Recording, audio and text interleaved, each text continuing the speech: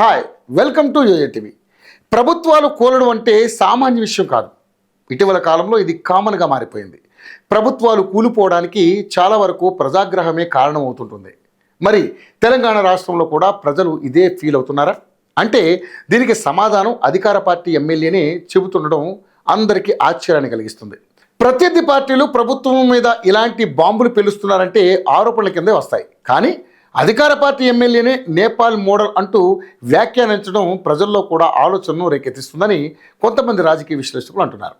ఇంతకీ ఏం జరిగిందనే విషయానికి వస్తే, మునుగోడు ఎమ్మెల్యే రాజగోపాల్ రెడ్డి ఆయనకు ప్రభుత్వం మంత్రి పదవి ఇచ్చే వరకు తన వ్యాఖ్యలతో ప్రకంపనలు సృష్టించడం ఆపేలా కనిపించడం లేదు. సందర్భం దొరికిన ప్రతిసారి రేవంత్ సర్కార్ను ఇరకాటంలో పెట్టే కామెంట్సే చేస్తున్నారు. ఈసారి ఓ అడుగు ముందుకేసి గ్రూప్ 1 వ్యవహారంలో యువత తిరగబడి ప్రభుత్వాన్ని కూల్చేయడం ఖాయమని అంటున్నారు. నిరుద్యోగులతో పెట్టుకున్న ప్రభుత్వాలు మనుగడ సాధించలేవని, నిరుద్యోగులను గాలికి వదిలేయవద్దని, వారికి దారి చూపించాల్సిన బాధ్యత ప్రభుత్వంపై ఉంటుందని రాజగోపాల్ రెడ్డి పేర్కొన్నారు. ఈ కామెంట్స్ సోషల్ మీడియాలో దుమారం రేపుతున్నాయి.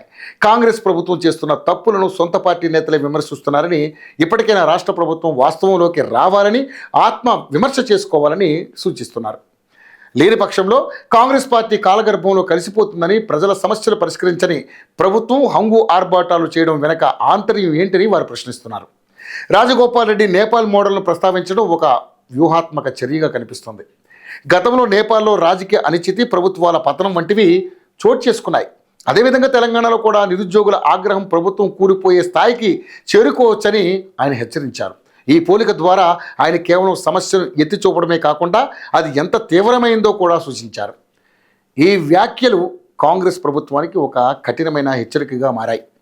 రాజగోపాల్ రెడ్డి వ్యాఖ్యలు విపక్షాలకు ఒక కొత్త ఆయుధంగా మారాయి. ఇప్పటికే బీజేపీ, బీఆర్ఎస్ వంటి పార్టీలు నిరుద్యోగుల సమస్యలపై ప్రభుత్వాన్ని విమర్శిస్తున్నాయి. ఇప్పుడు సొంత పార్టీ ఎమ్మెల్యే చేసిన వ్యాఖ్యలు ఆ విమర్శలకు మరింత బలాన్ని చేకూర్చాయి. దీనివల్ల కాంగ్రెస్ ప్రభుత్వం మరింత ఇబ్బందికర పరిస్థితులను ఎదుర్కొనేలా అవకాశాలు కనిపిస్తున్నాయి. ఈ వ్యాఖ్యలు ప్రజల్లో విస్తృత చర్చకు దారితీశాయి. నిరుద్యోగులు రాజగోపాల్ రెడ్డి వ్యాఖ్యలను స్వాగతించారు.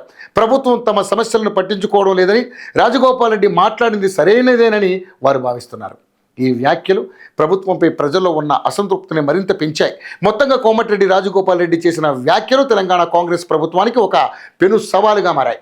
ఈ వ్యాఖ్యల ప్రభావం భవిష్యత్తులో తెలంగాణ రాజకీయాలపై తప్పకుండా ఉంటుందనడంలో ఎటువంటి సందేహం లేదు.